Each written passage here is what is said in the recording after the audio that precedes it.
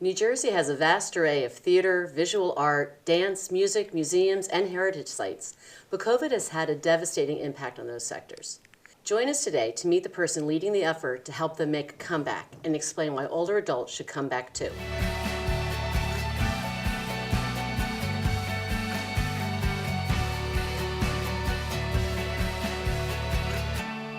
Welcome to Aging Insights. I'm Dr. Kathy Rowe, Executive Director of New Jersey Advocates for Aging Well. And with us today is Lynn Toy, Executive Director of the New Jersey Arts and Culture Recovery Fund. So Lynn, thanks for joining us. And I want to say, since Lynn and I are both vaccinated, we are taking our masks off today. We appreciate that. So the arts sector in New Jersey has suffered tremendous losses during COVID, including some permanent closures. And of course, the threat of the pandemic resurgences are always looming over us. Can you give us an idea of how hard this sector was hit? Absolutely. Well, pre-COVID, arts, culture, history, that sector of the economy contributed close to $700 million. Wow. In terms of how it had an impact on our state's economy. Since the pandemic, right away, there was over $100 million in reduced revenue. Wow. That hit the sector. And since then, we haven't had any updated statistics, but we know that at the end of December of 2021, when we thought it would all be behind us, just as they were getting back on their feet, again, they took a hit with the Omicron variant and continued revenue losses. So right now they're reeling in terms of trying to get back safely and incurring additional costs while trying to do so. Okay. So tell us about the New Jersey Arts and Culture Recovery Fund. Where did the idea come from to start this? So pandemic relief was the urgent call when we all were on pause in the middle of March of 2020.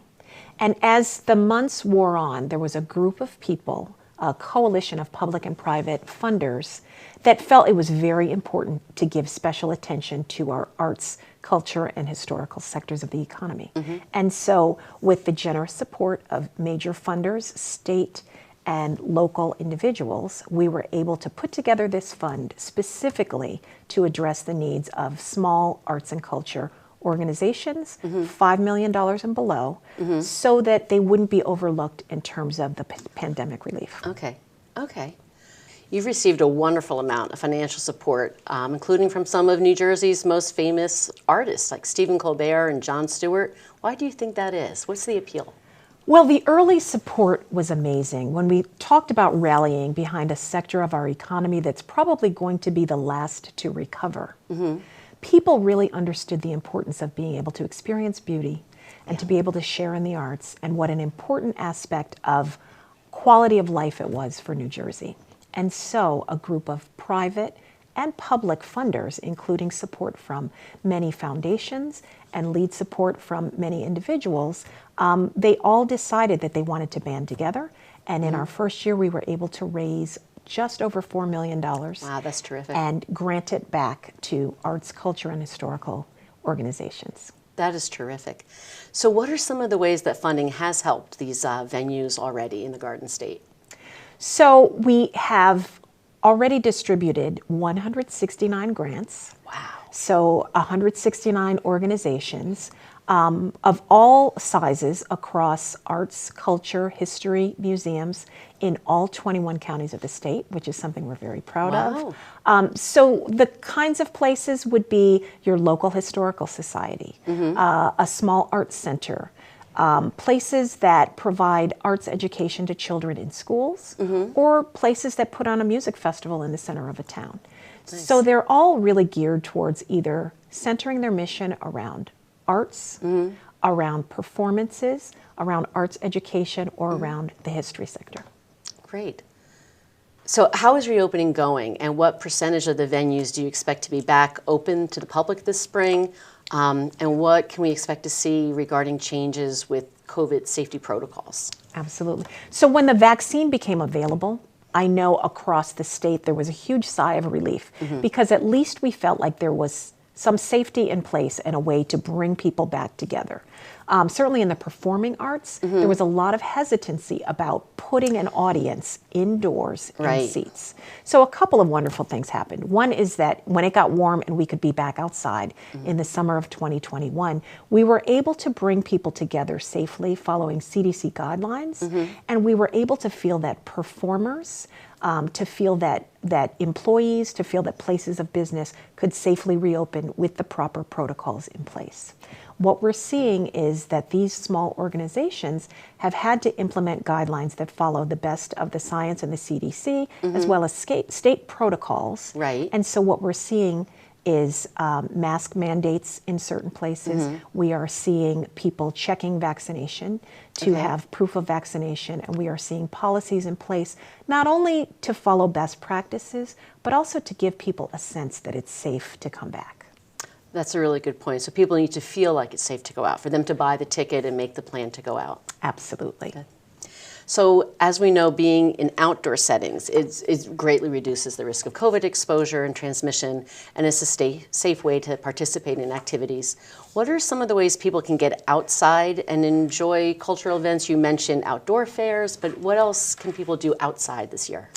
So one place that people might not think about is our tremendous park system and how many of our historic and heritage sites are connected to public parks or even national parks.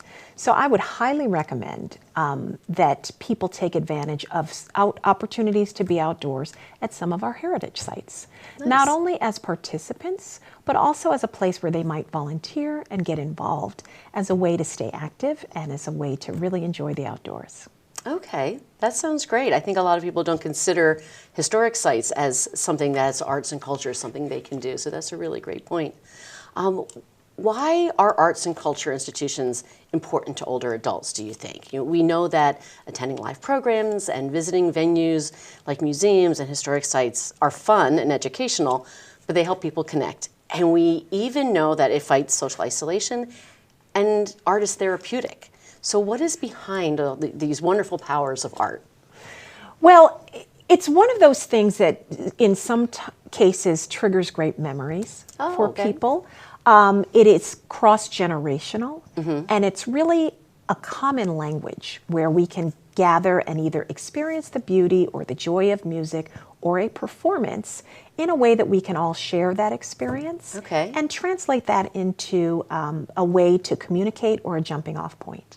The other thing that's fantastic about the arts is their ability to create a community around the art itself. So what I would encourage for older adults, for some of the seniors in our community, is to seek opportunities to get involved with some of these organizations to become part of a group. That's a really good point. We know that the power of volunteerism is very important, and there are a lot of opportunities for older adults to give back. How can people find out about programs and events? What are some of the resources or websites they can go to find out what's going on and what they should check out? Okay.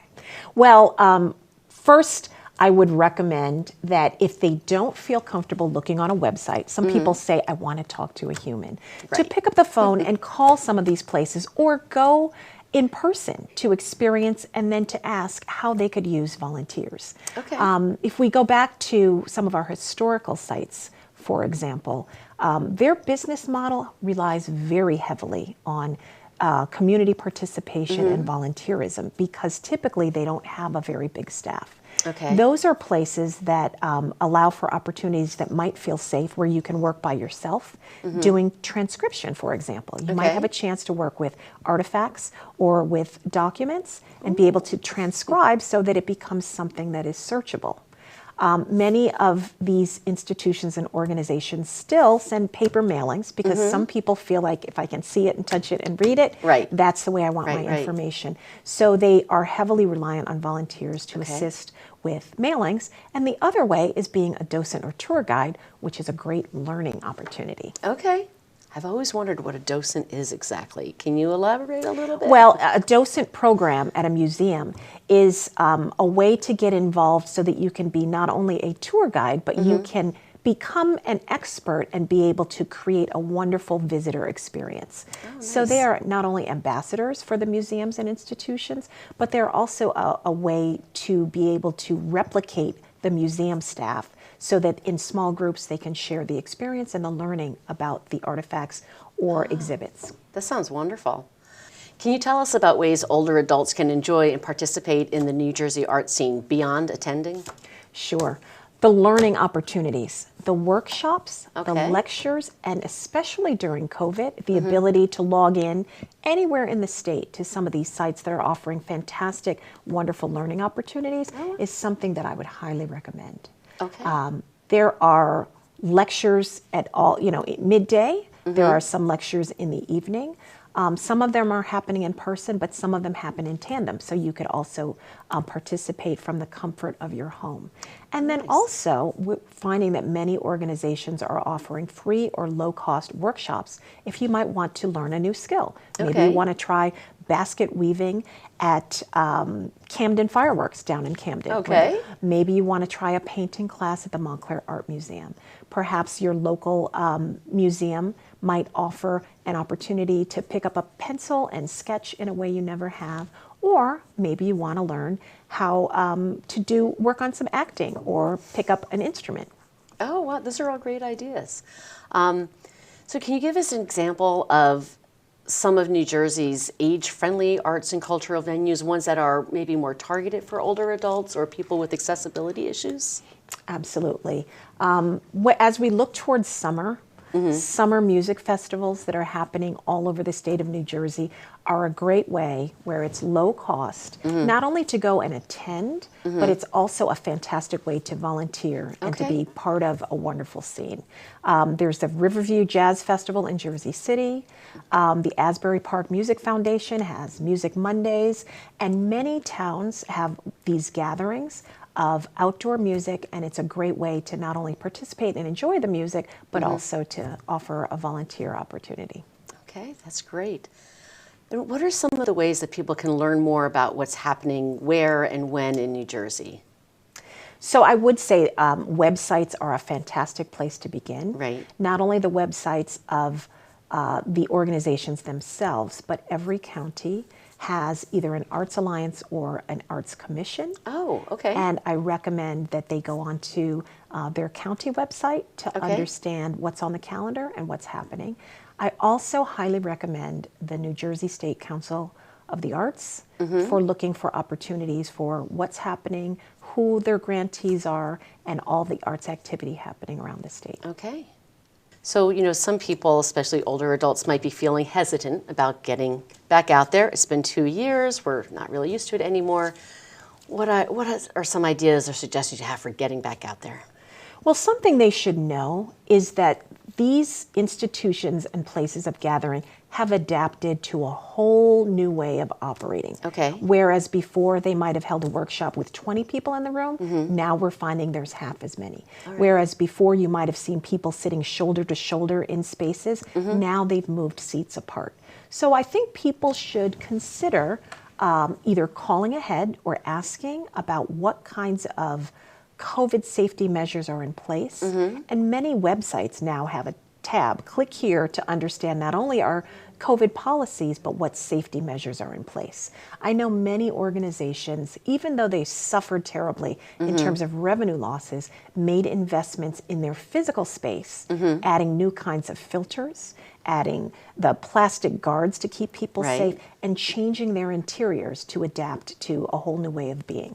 So I would encourage them to think about trying a part of New Jersey that they've never been to. Okay. Think about learning something new while we've all been isolated, because those kinds of things, they keep you feeling youthful. Right. And they help you to be a lifelong learner. And lifelong learning is important. It's good for the body, it's good for the soul, it's good for the relationship. So that's a really important point. So can you tell us more about some of our historic sites and places in New Jersey? Yeah, so as I was mentioning, they offer tremendous opportunities to be outside where you can hike, bike, walk, canoe, horseback ride even in some of these wonderful places. And some people may not realize that we have one of the very best historic farms around. Really? Yes, absolutely. The Howell Living History Farm. I think I've heard of it. It might not be a place that you would think of, but many of these places offer opportunities all 4 seasons of the year for learning opportunities, but just to walk around, be in the outdoors, and feel like you have a bit of an escape. Oh. Did you know we also have some fantastic national sites? So in particular, perhaps a day at Jockey Hollow or at Washington's headquarters. Oh, Both really? are history-filled areas offering a tremendous amount of beauty. And for some of us who haven't been able to take a vacation but feel like you need a day off and a day out, you can plan a tremendous day of a real escape, especially if it's a place a little farther away from where you typically would spend your time. I only learned recently, because we saw Hamilton, that a huge part of the Revolutionary War happened in New Jersey, and we have sites for it. Didn't know that until my kids were singing the songs over and over and over again. Right, and then but you it's right here. It is. And I was in a conversation this week with some people at the Princeton Historical Society, and they offer once a year a guided tour of the cemetery there, and that is where Aaron Burr is buried. Oh, really? So they have seen a tremendous uptick since Hamilton of people visiting that site, not just for that, but there's a tremendous amount of history found in cemeteries. It might not be for everyone, right, but it certainly is a wonderful learning opportunity to see how many celebrated, wonderful people have lived and are buried here in New Jersey. Well, I say that all good people spend some time in New Jersey. There you go. So what else, is there anything else you want to tell us about the arts and the comeback and what we can look forward to this year? Yes. Okay. In this moment, I know that arts, culture, and history organizations have prioritized access. If they can't make any money, at least let's get people to come. Okay. Right? And so through the generosity of these many foundations and funders like the New Jersey Arts and Culture Recovery Fund, we have helped them offset some of the costs of doing business in this new way. And in turn, they have offered either low or no cost camp opportunities for children, for example, low or no cost audience participation opportunities, performances, or free programming. Not only on Zoom, but in person through a series of outdoor events. So what we're seeing here is the name of the game is access. They really just want to share the information and the arts and to build community around them. Right. It sounds like there have been a lot of adaptations that will last beyond COVID and make it easier for people to attend going forward. Absolutely. And one of the things that we have found is that it brings you right into those places. And so if you're going to have a guided tour, you can feel like you're there through the magic of Zoom, through the magic of your screen, and it really is a way for people not to feel so alone and not to feel so isolated. Okay. And maybe if people still aren't confident, they can check it out on the website or Zoom first and make a plan to go visit in person when they feel more comfortable and they're ready for it. Absolutely. Okay. So can you tell us a little bit more about the fund and what its goals are? Absolutely. The fund is hosted by the Princeton Area Community Foundation. So they manage the back end of the fund, but we thought this would be a 1 year, let's get through this crisis and move on. Right. And what we have found is that the arts, culture, and historical sector continues to need financial support as they continue to face challenges and even setbacks in their recovery. So for example, the Omicron variant is something that we saw in December, but some of them were hit very hard by Hurricane Ida.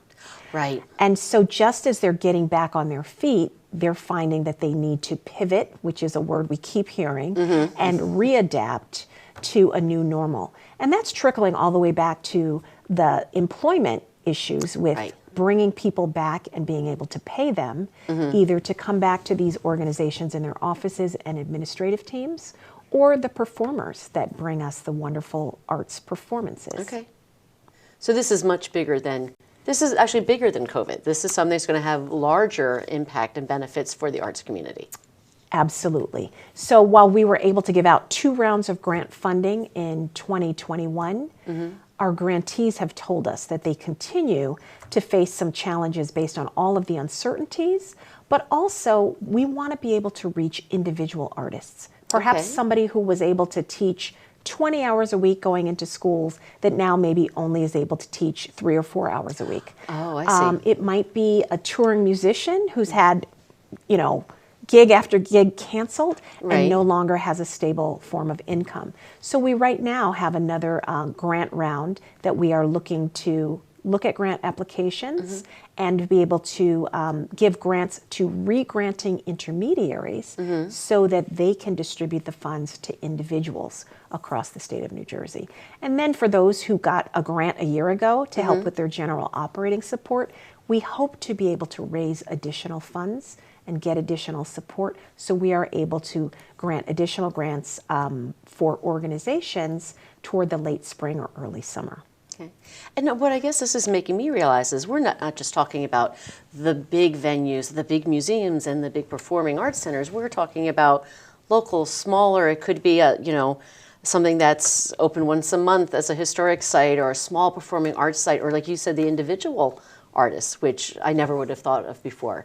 But it really sounds like it's helping people at all levels and all sizes in the arts community. They're all part of this ecosystem that is very fragile, because as people are looking at what they're prioritizing in a crisis, you're not always thinking about the arts and the artists and the impact on their employment and how they're suffering in the midst of a crisis. So what we began to talk about with the fund is moving away from just recovery and starting to think about sustainability, resiliency, and renewal.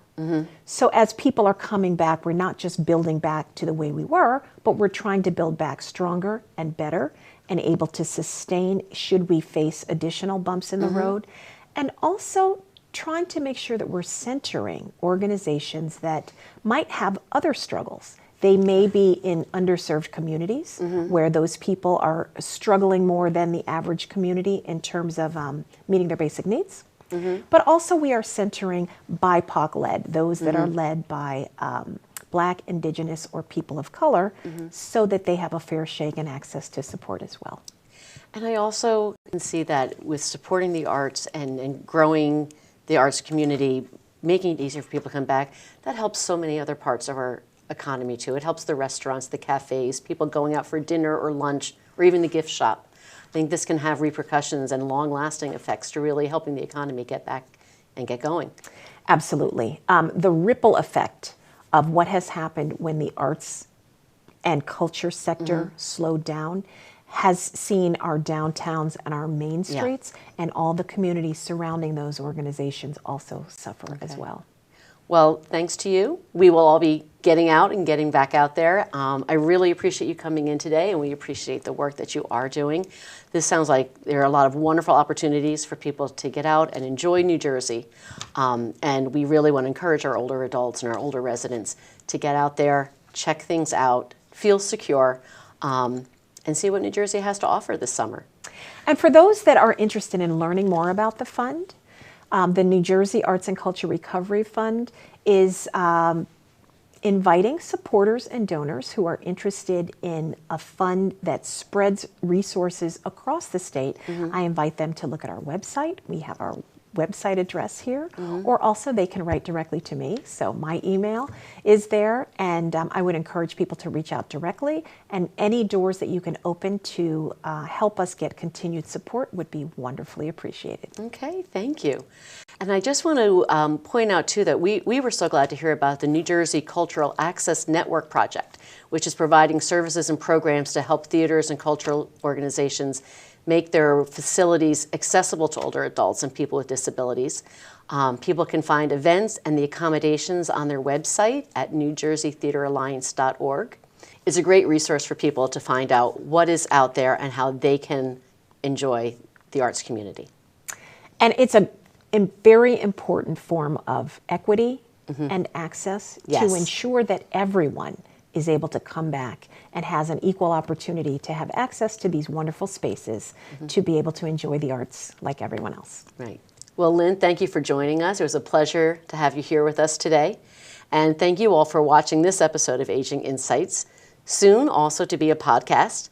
To find out more information and to view previous episodes, please visit our website at njaaw.org and click on Aging Insights. Aging Insights is brought to you with the support of the Wallerstein Foundation for Geriatric Life Improvement, our funders, supporters, and viewers like you. I want to thank our partners here at PCTV for helping us bring our guests to you today. And if you need information, resources about services in your area, please contact your County Office on Aging. Their phone number can be found on our website, or you can dial the state hotline at 877-222-3737. New Jersey Advocates for Aging Well wants to remind you to stay safe. We're still facing risks from COVID-19, and we urge you to stay vigilant, safe, and healthy. Thank you, and be sure to tune in next time.